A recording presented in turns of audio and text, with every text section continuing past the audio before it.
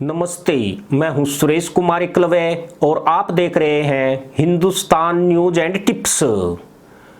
पाकिस्तान के कब्जे वाले गुलाम कश्मीर में कुछ तो ऐसा घट रहा है जिसे छुपाने के लिए जनरल बाजवा महज 240 घंटों में तीसरी बार वहां का दौरा कर चुके हैं। उनके इन दौरों पर न सिर्फ पाकिस्तान में सवाल उठ रहे हैं बल्कि पीओके के लोगों में भी डर का माहौल है। बाजवा की इस सक्रियता के बाद चर्चा गर्म है कि इस इलाके के हालात ठीक नहीं हैं और यहां पर कुछ न कुछ गड़बड़ जरूर चल रही है। शायद इसी वजह से बाजवा बार बार पीओके की ओर दौड़ लगा रहे हैं। यह गड़बड़ भारत की तरफ से है या फिर पीओके में कुछ अंदरूनी तौर पर उठापटक चल रही है। अब इसको लेकर कई तरह की चर्चा तेज हो गई है क्योंकि बाजवा बेवजह पीओके में नहीं जा रहे हैं। पीओके में केवल भारत ही पाकिस्तान के लिए चुनौती नहीं बना है बल्कि अब वहां पर चीन का बढ़ता दखल भी उसके होश उड़ा रहा है।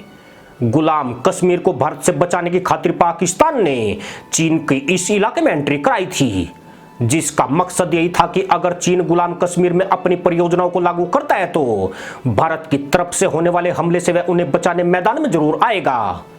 इसी रणनीति के तहत उसने चीन को दा आमेर बासा बांध, सड़क निर्माण, बिजली संयंत्र और कई परियोजनाओं के ठेके दिए थे। पर चीन इस मामले में महाधूर्त साबित हुआ है। वह आज तक गुलाम कश्मीर में एक भी परियोजना पूरी नहीं कर सका। यही नहीं, उसने पाकिस्तान को दगा देते हुए पीओके के प्राकृतिक संसाधनों को लूटना शुरू कर दिया। उसने श्रमिकों के भेष में पीपुल्स लिबरेशन आर्मी के जवान भेजे जिन्होंने कश्मीरियों पर अत्याचार करने शुरू कर दिए। यानी पीओके में आजकल वही हो रहा है जैसा कि पिछले लंबे अरसे से बलूचिस्तान में होता आया है। गुलाम कश्मीर में प्राकृतिक संसाधन प्रचुर मात्रा में मौजूद हैं। वहां पर महंगे रत्न के बड़े भंडार मौजूद हैं। विश्व का सबसे अच्छा रूबी और मार्बल यहीं पर पाया जाता है। 1978 में चीन ने काराकोरम हाईवे का निर्माण किया था। इसके बाद से यहीं पर उसके पैर जमते चले गए। कहा जाता है कि ड्रैगन ने 40% से अधिक प्राकृतिक संसाधनों पर घोषित तौर पर कब्जा कर लिया है, जिसे वह काराकोरम हाईवे के जरिए चीन भेज रहा है, जबकि इसमें पाकिस्तान को कोई हिस्सा नहीं दिया जा रहा है। पीओके में पाकिस्तान की सेना और सरकार के प्रति लोगों में भारी रोष व्याप्त है। अब इस इलाके में भी बलूचिस्तान जैसे हालात पैदा हो रहे हैं। इतना ही नहीं, अब बहुत ही चौंकाने वाला कारण भी सामने आया है। कहा जा रहा है कि जून 2021 में सेना प्रमुख बाजवा को मारने की साजिश पीओके में रची गई थी।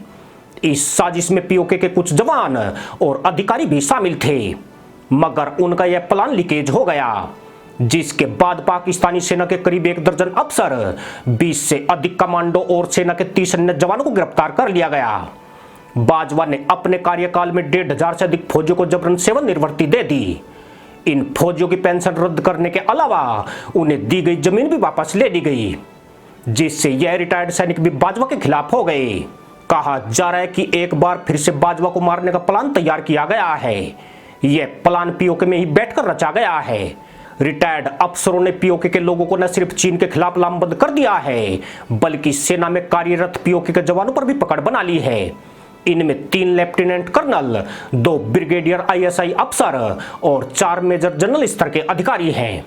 इसी साल मार्च में सियालकोट में सेना के हथियार डिपो में आग लग गई थी, जिसमें काफी गोला बारूद नष्ट हुआ था।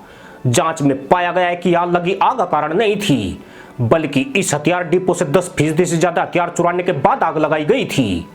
पाक सेना को संदेह है कि यह हथियार पीओके में विद्रोहियों को हैंडओवर कर दिए गए हैं। इसमें सेना के कुछ बड़े अफसरों की मिलीभगत है और बाजवा का कश्मीर से ताल्लुक रखने वाले सैन्य अधिकारियों पर लगातार गहराता जा रहा है।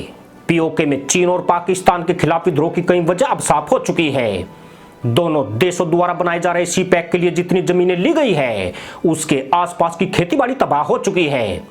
किसानों का गुस्सा इसलिए भी भड़का है कि चीन को खुश करने के लिए पाक सरकार ने उसकी मर्जी से जमीन को चिन्हित किया है, जबकि चीन ने ज्यादातर उपजाऊ जमीन का चुनाव किया है। अब 60% लोगों के पास न जमीन बची है और न ही रोजगार रहा है।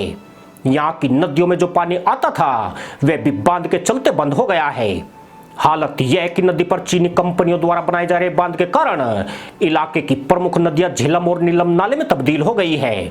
जनरल बाजवा इस अनहोनी से भयभीत है कि अगर पीओके में बड़ा विद्रोह शुरू हुआ तो भारत इसका फायदा उठाने से नहीं चूकेगा। वे बार बार यहां आकर सेना को एकजुट दिखाने का भ्रम पैदा कर रहे हैं, जबकि सच्चाई यही है कि वे अपनी हत्या की साजिश रचने वालों और पीओके में विद्रोह भड़काने की साजिश रचने वालों की तलाश कर रहे हैं। पर लगता यूं है कि अब बहुत देर हो चुकी है। बलूचिस्तान में बवाल का श्रेय भी चीन को जाता है, जबकि गुलाम कश्मीर भी उसकी वजह से सोलो का शहर होने जा रहा है। इसी के साथ अनुमति दोस्तों, जय जवान जय किसान जय हिंद वंदे मातरम।